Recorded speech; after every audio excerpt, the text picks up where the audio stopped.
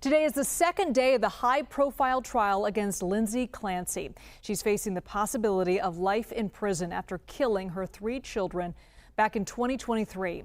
And she's charged with 3 counts of first-degree murder. CBS News correspondent Shanelle Kaul is live for us in Plymouth, Massachusetts. This is such a horrific story. Shanelle, what can you tell us about the latest in this case?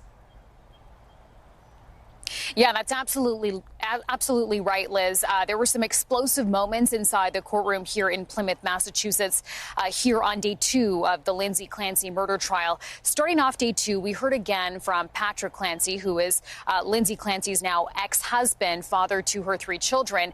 He was in court again today, and he was asked by prosecutors in detail about that night, January 24th, 2023, when he was out running errands. He was picking up takeout for the family, had to run an errand at CVS. He was gone for just under an hour, and he was asked today in great detail about the scene when he returned back home that night. He said he pulled up to the driveway, he went inside, he didn't know where the family was, he couldn't hear anyone.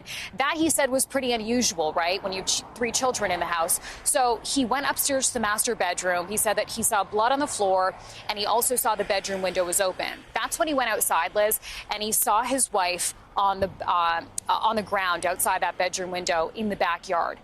And he said at that point he began talking to her. This appeared to be a suicide attempt. Here's more from his testimony. I said, "Where are the kids?" And what was her response? She said, "They're in the basement."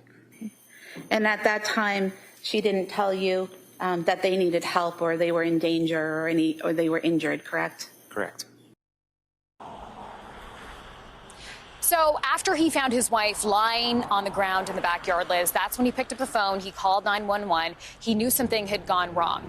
That 911 call is something that we listened to in court today. And I have to say it was extremely emotional, extremely traumatic for everyone in the room, including, of course, Lindsay Clancy, who, by the way, heard that phone call today for the very first time.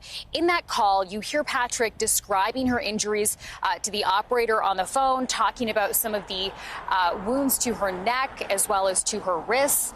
And then he also says at some point when paramedics arrive that he's going to go down to the basement to check on the children. You hear all of this in this call, and unfortunately we cannot share this with you because of a court order, Liz. But when he goes down to the basement, that's really the tough part here. You hear the moment he sees those 3 children, his 3 children, with those exercise bands wrapped around their necks. You hear him shrieking, you hear him wailing for several minutes.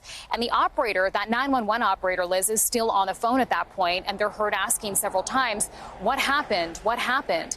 And ultimately, he says to the operator, "She killed the kids." It's really one of the most traumatic moments that we heard in court today, that moment where he realized what had happened to his 3 children. He later testified, Liz, about the mental health around Lindsay, you know, in the weeks and the months leading up to what happened that night in January of 2023.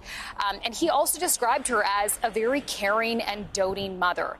This is going to be something that we hear more about, I'm sure, in the coming days and weeks. We'll hear from doctors as well, who will also speak about Lindsay Clancy's mental health leading up to what happened that day in January, including, of course, the medications that she was prescribed. But ultimately, what the jurors here are charged with, Liz, is deciding not whether Lindsay Clancy killed her 3 children, whether or not she should be held criminally responsible here.